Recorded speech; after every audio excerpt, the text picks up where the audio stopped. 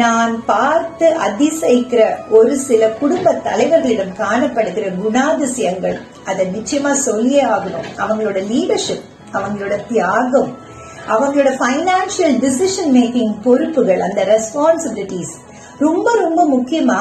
குடும்பம் is built on shared leadership அப்படிங்கறத அவங்க புரிஞ்சுக்கிறாங்க. எனக்கு தெரிஞ்ச ஒருத்தர் அவரோட கெரியரையும் அவ்வளவு அழகா பார்த்துட்டு ஒய்ஃபோட ஆம்பிஷன்ஸ்க்கும் அவ்வளவு ஒரு சப்போர்ட்டிவா. சோ உண்மையாவே ஒரு ஃபேமிலியில இருக்கிற நல்ல குடும்ப தலைவனோட ஸ்ட்ரென்த் அவனுடைய புரிதல்ல இருக்கு. That it is not in control but in collaboration. So நம்ம பண்ண வேண்டியது நம்மளுடைய லீடர்ஷிப் ரோல்ஸ் இன்னொரு வாட்டி ரீவிசிட் பண்ணணும்.